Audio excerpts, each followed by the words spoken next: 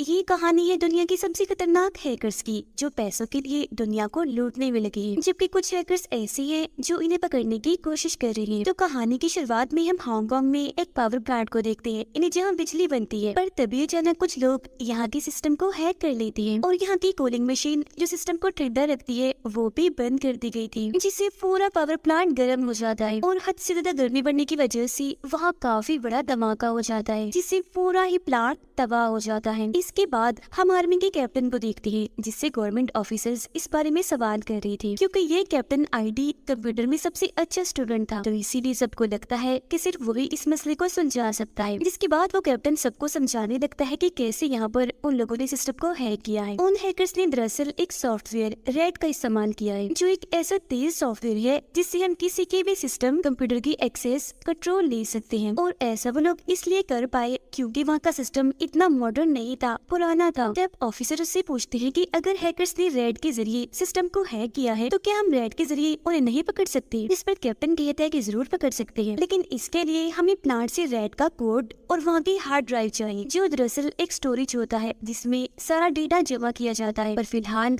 हम वहाँ नहीं जा सकते क्योंकि पावर प्लांट की तबाह होने की वजह से वो जगह गर्म हो गई है और अब हमें जगह के ठंडा होने का इंतजार करना चाहिए। वो फिर सारी डिटेल्स एफबीआई को भी भेज देता है ताकि वो भी इस बारे में पता लगवा सके। एफबीआई वाले उसके पास कुछ कोड्स भेजते हैं, जिन्हें पढ़ते ही वो परेशान हो जाता है और सीधा अपनी बहन के पास आकर उसे सारी बात बताता है और ये भी कि मुझे तुम्हारी मदद चाहिए क्योंकि तभी मैं इस सारे मसले को सुलझा पाऊंगा। पर वो मना कर देती है कि मैं मसरूफ। तो वो दोबारा उसे समझाता है कि एफबीआई ने कुछ कोड्स मेरे पास भेजे थे, जिन्हें पढ़कर मुझे पता चला है कि वो हैकर्स बहुत ही खतरनाक है और उनका नाम ब्लैक हैट है, जिनका दिमाग काफी तेज चलता है और अगर इन्हें ना रोका गया तो ये क्या क्या करेंगे इसका अंदाजा किसी को भी नहीं। और इस काम के लिए मुझे कोई भरोसेमंद और कंप्यूटर की माहिर चाहिए जो मेरे लिए तुम हो, तो मेरा साथ दो। जिस पर अब की बार वो मान भी जाती है। तभी इन्हें पता चलता है कि उन हैकर्स ने शेयर की मार्केट में भी छेड़छाड़ की है, चीजों की कीमतों को उलट पुलट करके रख दिया है। ये जानते ही पहुंच जाते हैं एफबीआई के पास, जहाँ इनकी मुलाकात एफबीआई की एजेंट से होती है, जिस पूरे ही मसले को देख रही थी। कैप्टन उसे कहता है कि मैं उन्हें ढूंढ लूंगा, पर इसके लिए मुझे एक आदमी की जरूरत है जिसका नाम निकोलस है, जो कभी हैकर हुआ करता था। उसका नाम सुनकर एफबीआई एजेंट भड़क जाती है कि अभी निकोलस तुम्हें नहीं मिल सकता, वो भी जेल में है। तुम्हें अंदाजा नहीं उसने कितने बैंक्स लूटे, कितना पैसा कमाया, इतनी सफाई से सब किया कि किसी को पता भी न चला। तो मेरा नहीं ख्याल कि वो तुम्हारे काम आ सकता है। तब कैप्टन कहता है कि जब मैं MIT में था तब मैंने और उसने मिलकर एक किताब लिखी थी जिसमें ज्यादा काम उसका ही था और उन्हीं चीजों का इस्तेमाल इन हैकर्स ने भी किया है। तो अगर हमें उन चिराग हैकर्स तक पहुँचना है तो उनसे भी तेज इंसान की हमें जरूरत है, जो और कोई नहीं बल्कि निकोलस है। अब उसकी ये बातें एजेंट को समझ आ जाती है,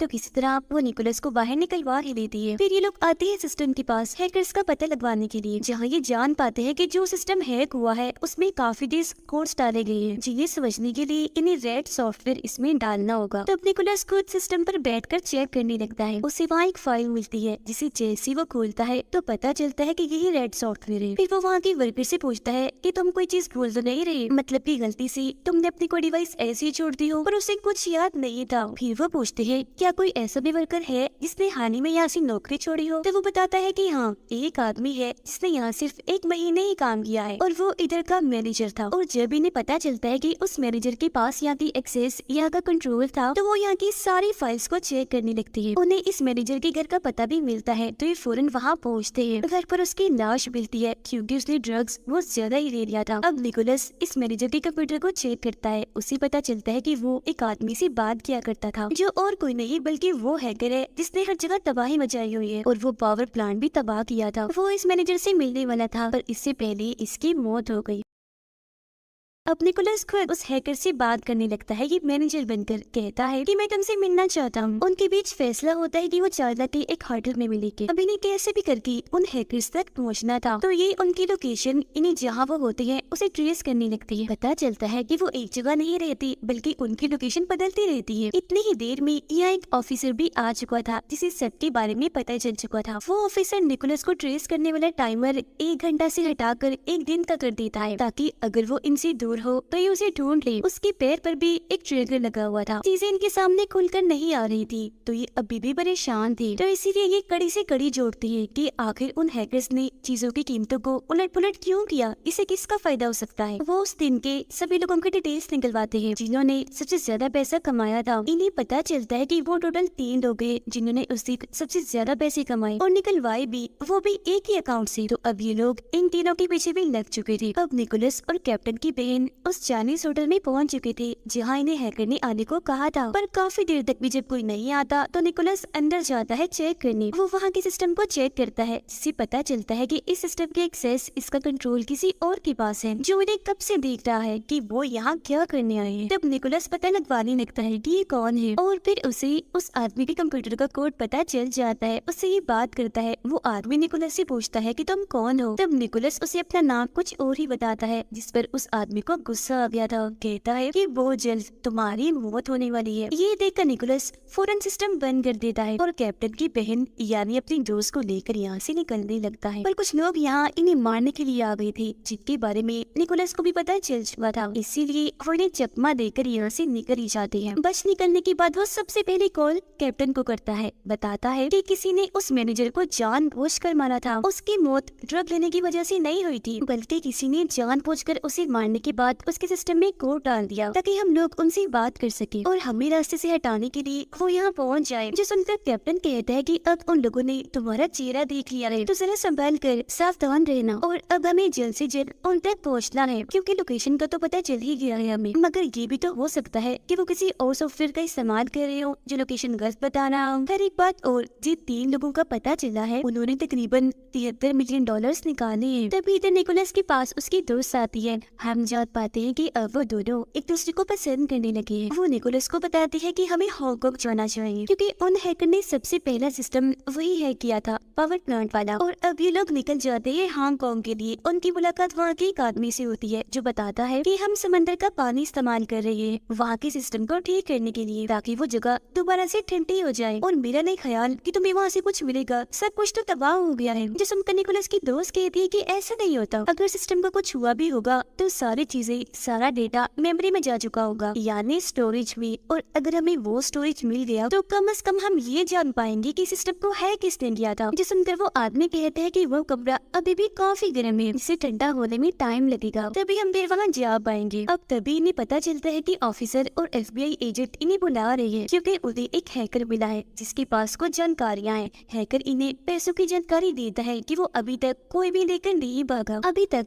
वो अकाउंट में ही है। तब निकोलस उससे पूछता है कि क्या आप बता सकते हैं कि तीनों आपस में बात कैसे करते हैं। हैकर कहता है कि वो बात नहीं करते, बस मिलते हैं। FBI एजेंट निकोलस से पूछती है कि तुम भी तो एक हैकर हो ना और ये काम तुम पहले भी कर चुके हो, तो अगर उन लोगों की जगह तुम होते तो क्या करते। निकोलस बताता है कि मैं जितनी जल्दी हो सके पैसों को लेकर गायब होता क्योंकि पैसों के साथ कुछ भी हो सकता है और पैसों की मदद से मैं पकड़ा भी जाता। यहाँ अब निकोलस को सारी बातें समझ आने लगती है। वो कहता है ये 3 लोग नहीं है बल्कि कोई इनका हेड भी है जो इन्हें बता रहा है कि क्या करना है। जब भी तो पैसे अभी तक अकाउंट में ही पड़े हैं। अब ये लोग उनके सारे डेटा को ट्रैक करने लगते हैं, इन वो कहाँ जाते हैं, जिससे पता चलता है कि ये 3 अलग अलग जगहों पर जाते हैं और फिर एक जगह आकर तीनों लोग मिलते हैं। मगर इन्हें ये पता नहीं चल रहा कि ये लोग आखिर हैं कौन और वो कौन सी जगह है जहाँ ये लोग आपस में मिलते हैं।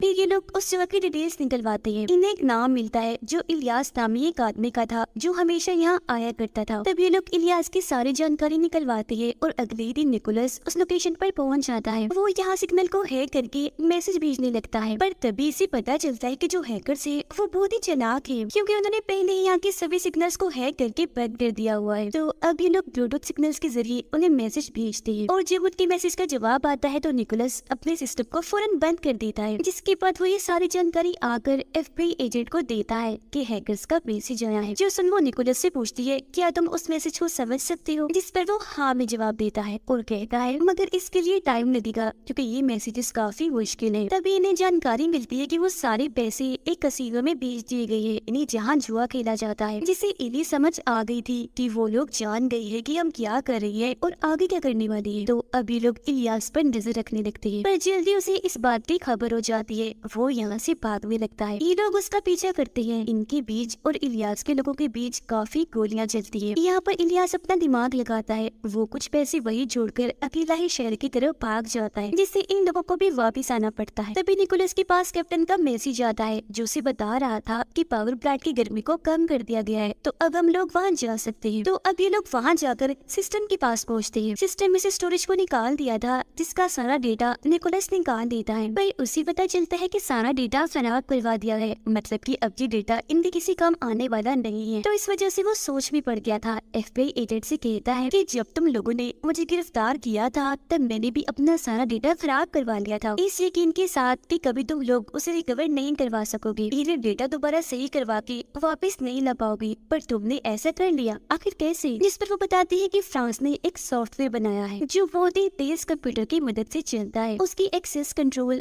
थोड़ी देर के लिए ही मिलती है। इस दौरान हमने तुम्हारा डेटा रिकवर किया था। निकोलस पूछता है कि अब मुझे उस सॉफ्टवेयर की एक्सेस कैसे मिल सकती है? एजेंट जवाब देती है कि नहीं मिल सकती, लेकिन मैं कोशिश करती हूँ। वो फौरन फिर फ्रांस के ऑफिसर को कॉल घुमाती है, पर वो मना कर देता है। तो वो निकोलस को कहती है कि अब कुछ नहीं हो सकता। निकोलस कहता है मैं उनकी सिस्टम को हैक कर सकता हूँ। तो वो उसे आगाह करती है कि देख लो, सोच लो, अगर इस बारे में फ्रांस के सीनियर ऑफिसर को पता चल गया तो वो तुम्हें जिंदा नहीं छोड़ेंगे। पर वो इस बात की परवाह ना करते हुए सिस्टम पर बैठकर अपने काम में लग जाता है। लेकिन वो बाकी लोगों को कहता है कि आप लोग यहाँ से भाग जाएं, क्योंकि अगर मेरे पीछे फ्रांस के ऑफिसर आए भी तो उन्हें ये बात पता ना चल जाए कि आप लोग भी मेरे साथ मिले हुए हो। तब सारे लोग तो चले जाती है, पर उसकी दोस्त नहीं जाती, कहती है कि मैं तुम्हारे साथ ही रहूंगी। फिर निकोलस अब चालाकी से फ्रांस के ऑफिसर को मैसेज करता है। वो कहता है कि मैं तुम्हारा सुपरवाइजर हूँ, तुमने FBI को मैसेजेस किए थे, मुझे पता चला है, तो अब तुम ऐसा करो कि पासवर्ड को बदल दो क्योंकि हमारा डेटा हैक भी हो सकता है। तो वो ऑफिसर ऐसे ही करता है। वो वीडियो बनाते हुए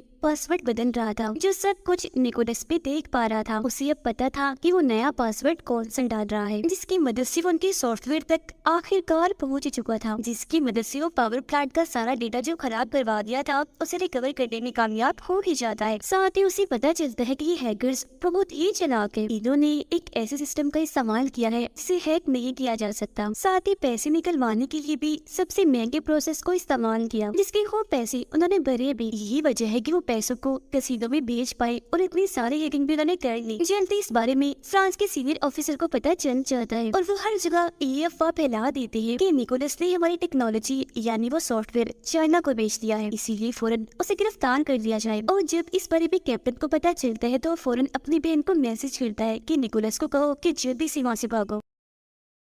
जब एजेंट और ऑफिसर वहाँ पहुँचते हैं तो पता चलता है कि निकोलस यहाँ से भाग गया है। तो वो उसकी लोकेशन को ट्रैक करती है, चेक करने के लिए कि वो कहाँ है, पर उनका सिस्टम उन्हें पुरानी लोकेशन ही बता रहा था क्योंकि निकोलस ने अपना ट्रैकर बदल दिया था, यानी जो 1 घंटे से हटाकर 1 दिन का हो गया था। फिर हम निकोलस और उसके दोस्त को देखते हैं। वो उसे कहता है कि तुम भी अब यहाँ से चली जाओ क्योंकि अब हमारा साथ रहना किसी खतरे से खाली नहीं है। अब हम कैप्टन को देखते हैं जो गाड़ी में बैठकर इनसे मिलने आ रहा था, पर इससे पहले वो गाड़ी से निकलता इलियास काफी बड़ी गन से उस पर हमला करवा देता है, जिससे गाड़ी में काफी बड़ा धमाका होता है और बेचारे कैप्टन की वहीं पर मौत हो जाती है। वो लोग अब निकोलस और उसके दोस्त पर भी गोलियां चलाते हैं उन्हें मारने के लिए, लेकिन ठीक वक्त पर यहाँ FBI एजेंट, ऑफिसर और उनकी टीम पहुंच गई थी, जहाँ अब दोनों की तरफ से अंधाधुंध गोलियां चलने लगती है। लेकिन क्योंकि उस हैकर यानी इलियास के लोग बहुत ही ज्यादा थे, इसलिए वो गोलियां चलाकर एजेंट और ऑफिसर दोनों को ही मार देते हैं। तब तक मौका देकर निकोलस और उसके दोस्त भी यहाँ से निकल गए थे। इसके बाद वो लोग पहुंचते हैं मलेशिया में, क्योंकि कुछ देर पहले उन्होंने देखा था कि हैकर्स मलेशिया के पावर प्लांट को हैक करने की कोशिश कर रहे। और जब भी लोग यहाँ पहुंचते हैं तो इन्हें एक पावर प्लांट और 5 माइनिंग कंपनीज का पता चलता है, यानी जो माइन